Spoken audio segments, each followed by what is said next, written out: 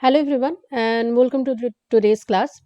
In the last class, we studied about intensive property and extensive properties in a thermodynamic system, in a macroscopic thermodynamic system. Now, before moving on to the next topic, we need to talk about some of the important points regarding this intensive property and extensive property. The first point that we need to remember, we need to study, is that the ratio of two extensive properties is always an intensive property. Sorry, this is going to be intensive property.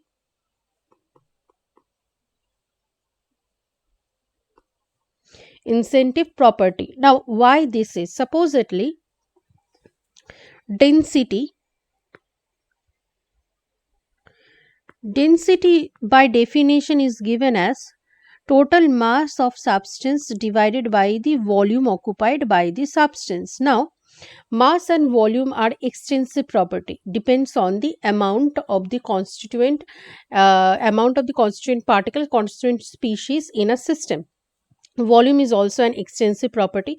So the ratio of mass and volume is by definition is known as density. Now density is an intensive property because it do not depend on the amount present in the system. Density of a certain system is same throughout the system irrespective of what amount is present, but mass and volumes are not. So the first point regarding an intensive and extensive property is that the ratio between the two in extensive property is always going to be the intensive property. The second point is that extensive property becomes intensive when it is expressed in terms of per unit mass or unit per unit mole. Now let's try to understand this one. Supposedly, if I say that the total energy of a system is supposedly is x joule. Total energy of a system is x joule. Now this total energy is an extensive property because instead of the total energy of the total system, if I talk about a portion of the system, the total energy of that portion of the system is quite different compared to the total energy of the entire system.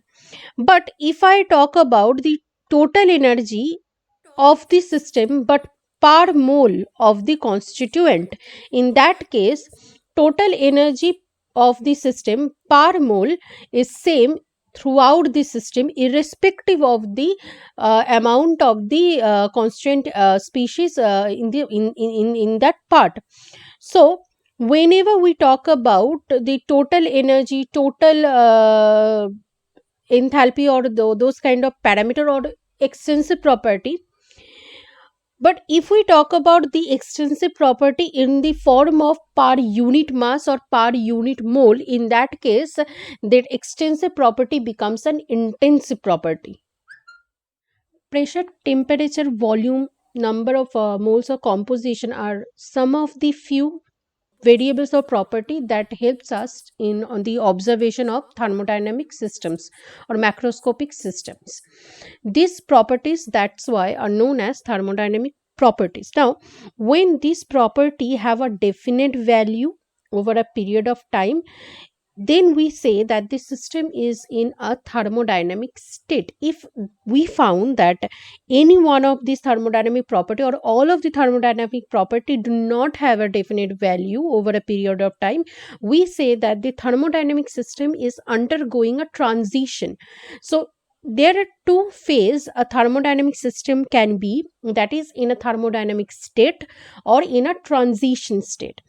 A thermodynamic state is a phase of a system, thermodynamic system, when the properties or the variables of the system, that is pressure, temperature, volume, composition, these kind of proper thermodynamic properties have a definite value. When any one of them do not have a definite value, we say that the system is going through transition. Now when a system is in a state and the thermodynamic properties, that is pressure, temperature, volume and composition, remains unchanged with time, we say that system is in its equilibrium. Now there are three equilibrium mainly a thermodynamic system can attain.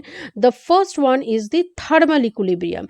Now thermal equilibrium is when a system have throughout the system the temperature remains same, and also the temperature of the system is equal with its surrounding. As a result of that, the system will have no heat exchange with the surroundings and no heat and that also within the system no change of here, no dispersion of heat will occur. So in that case, when the temperature remain same in throughout the system and will be equal with the surroundings, we say that system is in its thermal equilibrium. The second one is the mechanical equilibrium. Now mechanical equilibrium is when there is no unbalanced force which is responsible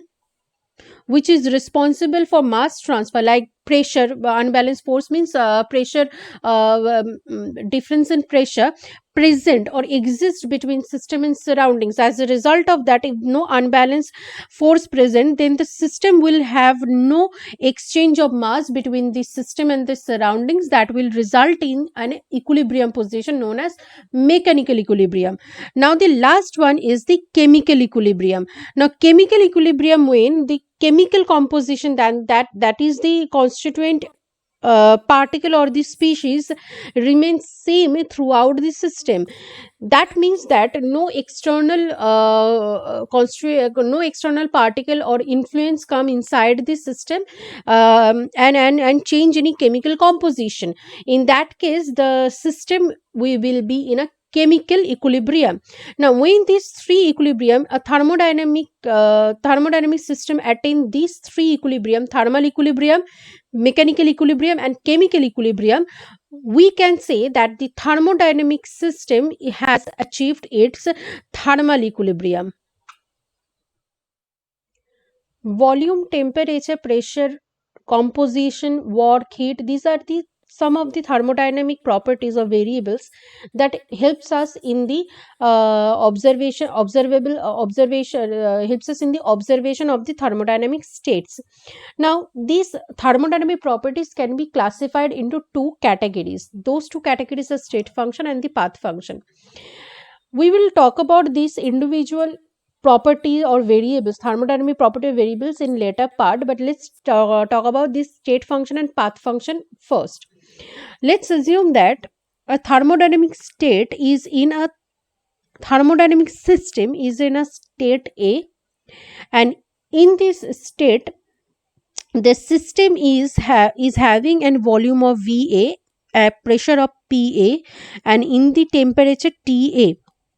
Now, a transition state, this system is undergoing some transition state with the help of some heat energy or work energy, with the help of some energy in the form of heat or work.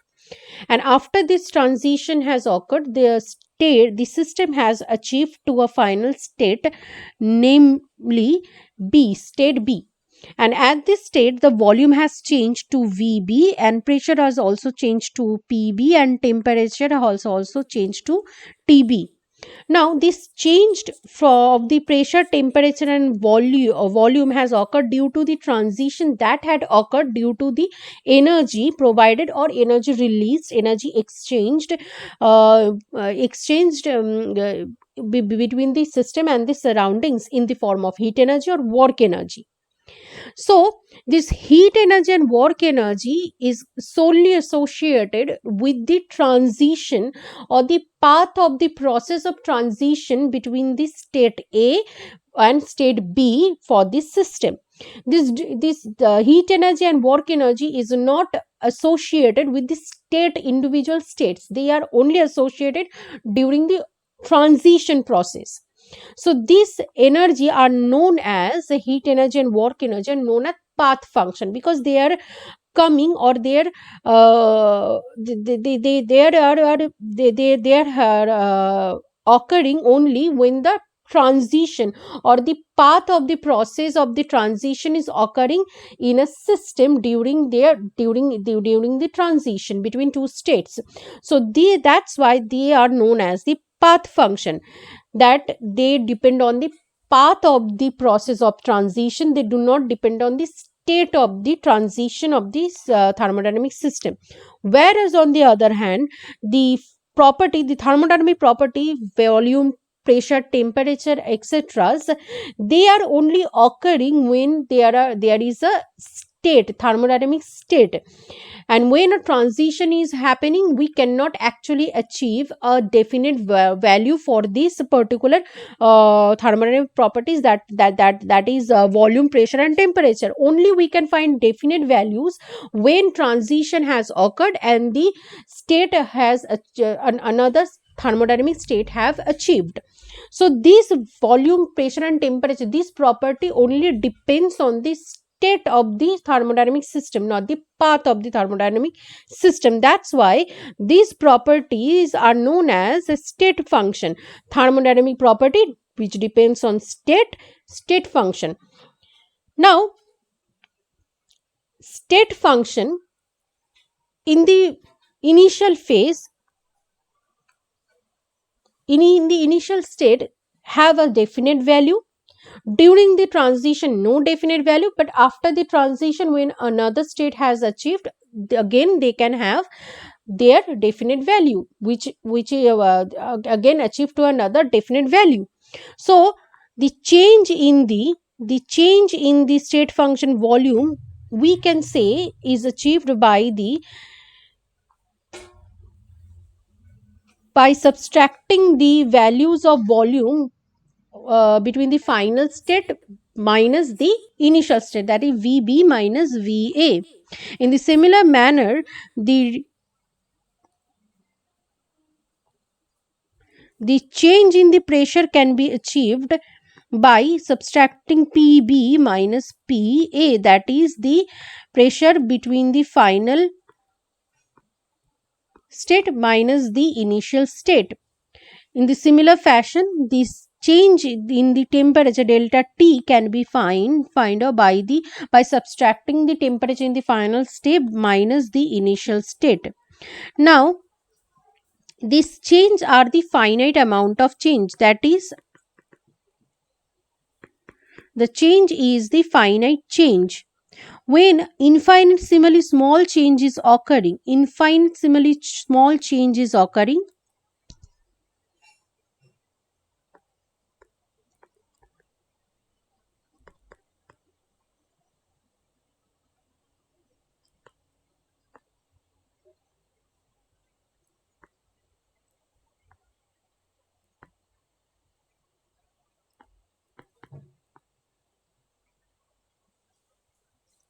for infinitesimally small change,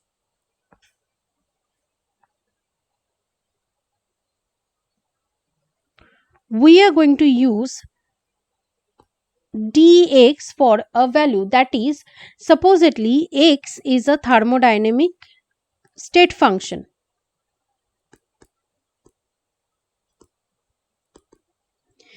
If a change has occurred if a change has occurred, the change in the delta x is going to be the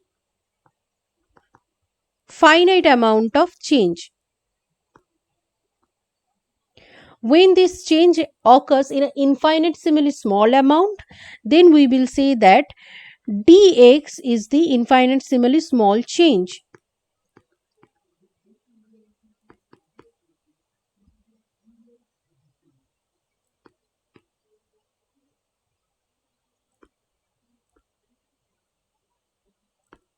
But this can only occur because we can actually find out how much amount of change has occurred between the two states for this particular thermodynamic function. But that is not the case for work and heat energy.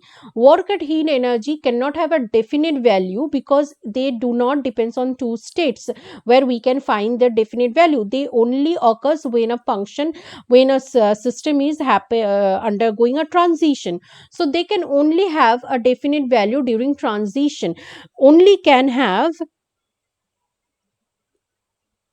q amount of energy or w amount of work energy, finite amount of energy.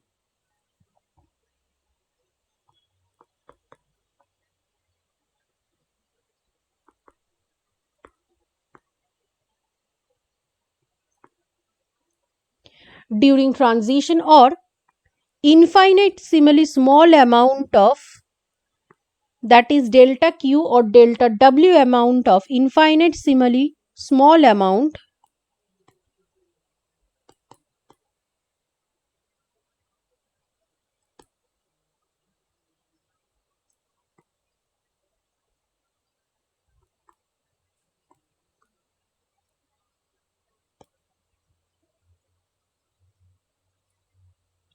infinitesimally small amount of change, sorry, infinitesimally small amount of heat or work energy. They do not represent change in the heat energy or work in the change in the work energy. They just represent infinitesimally small amount of heat energy or work energy that has been provided or that had been released by the system. But that is not the case for this state function. State function, either they have a finite amount of change in the value between two states or infinitesimally small amount of value between two states.